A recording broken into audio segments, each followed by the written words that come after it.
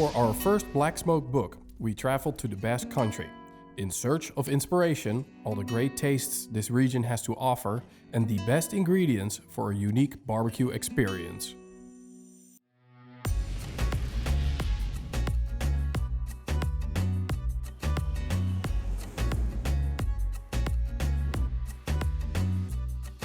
We just arrived in San Sebastian, which is located in the Basque area of Spain, and we're here for a Black Smoke inspiration tour, and for good reasons. First of all, there's the food.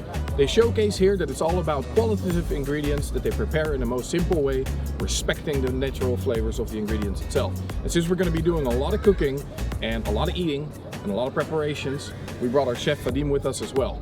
What's another good reason to be here, Kasper? Well, basically, you can't have good food without good drinks. And the Basque Country is famous for its cider. And of course, we can't miss out on the caña. Some really good beers. And it's not only the small ones, we also like the large ones. Finishing off in style, we do with some great wines. Natural wines, but also the real classical houses. So, we're going to take you on a spin with this video. Hope you enjoy it. For a good start of our trip, we headed off to Achtondo, a small country village which is home to the number 10 best restaurant in the world, Extabari, famous for its parrilla barbecue style cooking.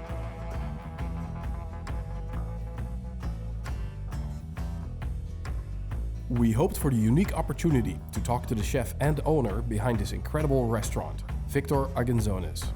But it seemed a mission impossible. So when they called us into the kitchen for a quick chat with the chef, we rushed in to ask Señor Argenzones about his vision on fire cooking. Cuando empecé a trabajar aquí trabajaba con carbón. El problema del carbón es que desprende unos aromas muy agresivos, que muchos de los productos, pues las propiedades gustativas quedaban enmascaradas. Entonces el resultado final del plato no era el adecuado. Lo que hice yo era cambiar lo que es el carbón, desechar el carbón desde un primer momento y trabajar solamente con la madera. Únicamente por la sencilla razón de que la madera nos aporta unos aromas suaves, naturales y limpios, cosa que no aporta el carbón. El segundo punto era crear las brasas en un horno independiente para nosotros controlar esas brasas, no que las brasas nos controlen a nosotros. De tal manera que en el momento que queramos coger esas brasas y trasladar a la parrilla la cantidad necesaria más o menos para cocinar lo que queramos, y una vez en la parrilla jugar con las alturas para controlar los puntos de cocción. Una vez en el plato, el producto ese ya lleva un ingrediente más, un ingrediente que no se ve pero se percibe, que es el aroma de la leña. As happy as kids in a candy store, we were standing in his legendary kitchen. We took in Extabari's barbecue style and technique, showed the chef our way of fire cooking, and snapped a quick selfie before we were asked to return to the dining area. Now, we don't want to make you guys too jealous, but here's a quick impression of our barbecue lunch Extabari style.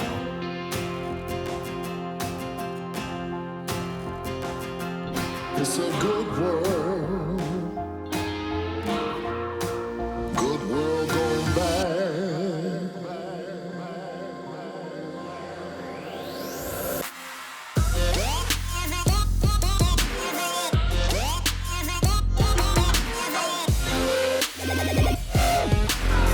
It's time to go home.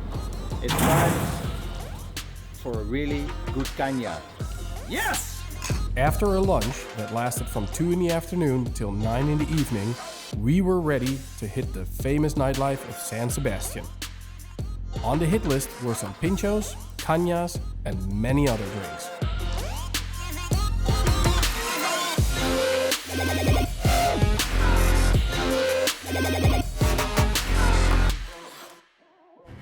The next day, we woke up with a not-so-friendly hangover, so we hit the beach for some much-needed fresh air in order to get a quick recharge.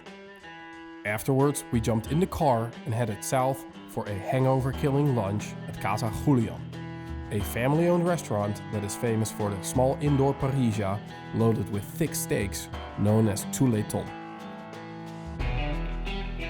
Julián Rivas empezó aquí en 1951 y él se dedicaba a hacer los bocadillos de jamón en diferentes cosas a los empresarios de aquí. Y él vio la oportunidad de montar una parrilla aquí y tuvo la gran suerte de acertar el sitio perfecto.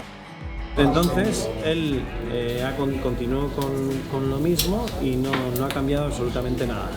Y nosotros hace 37 años mi padre lo cogió, Matías, y tampoco nosotros nos comprometimos a no cambiar absolutamente nada, de intentar seguir con el producto, calidad de producto y el asado perfecto.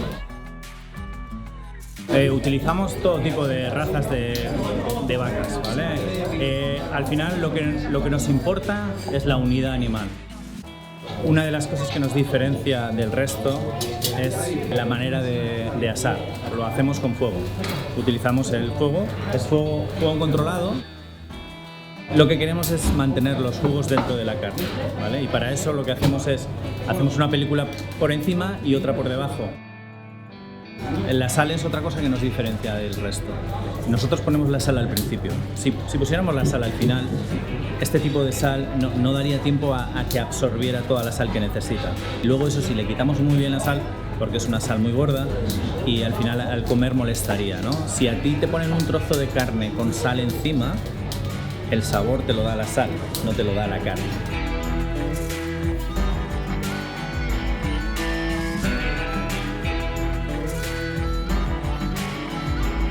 We got inspired by Inaki's vision on salt. Lucky bastards as we are, the world's finest salt spring was just around the corner.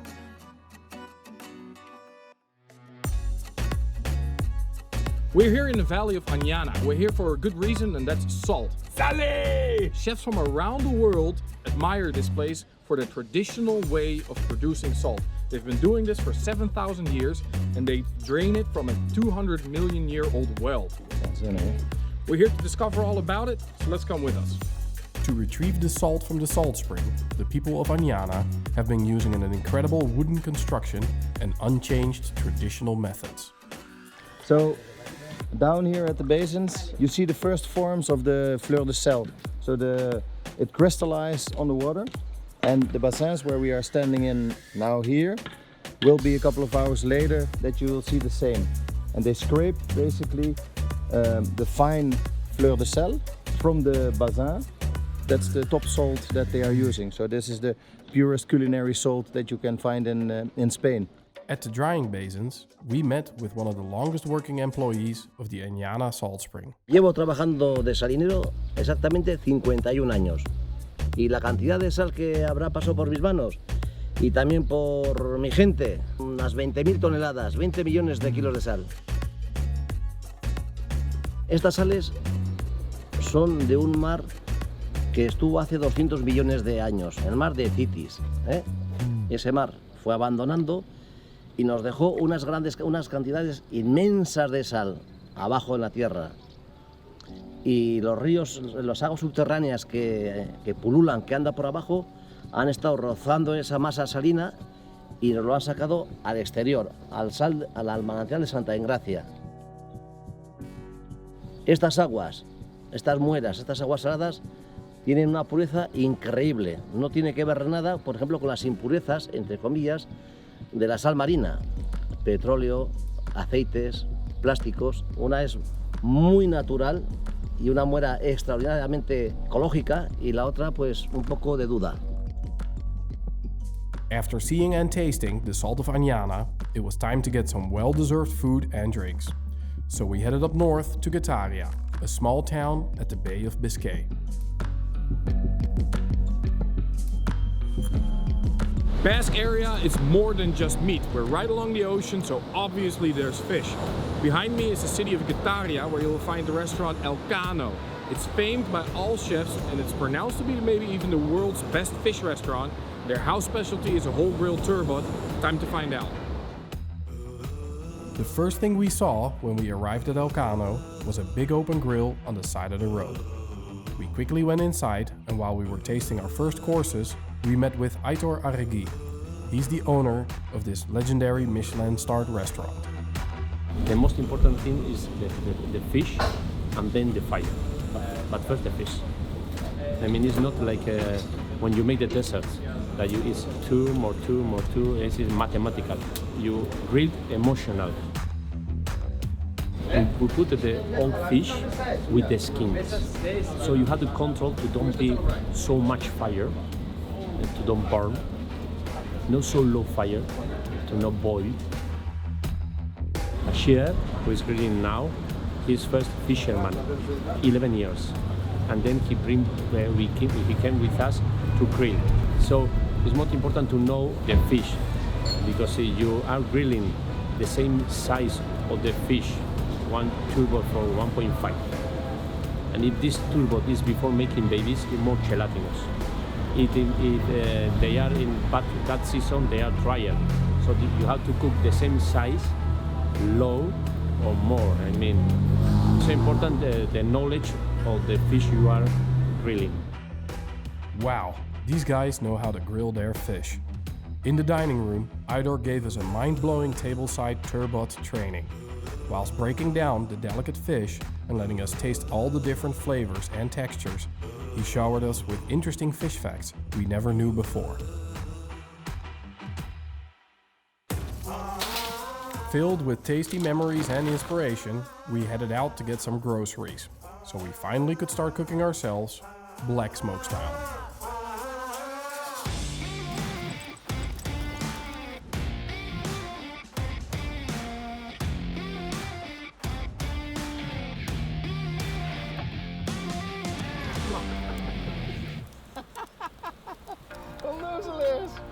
Hopsa. We found an awesome spot on top of a big rock right along the shoreline. Here we could light a fire and end our journey through the Basque Country with one last steak.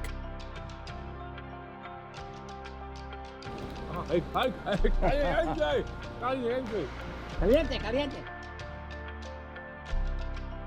So this is where it all came together. We had the salt, we bought the meat, we learned the tricks of the trades from Casa Julian, and now here in this beautiful setting, together with our chef Vadim and Kasper and myself, we grilled some nice carne, some chuton. Chulton Basque. Yeah. So it was barbecue a la playa.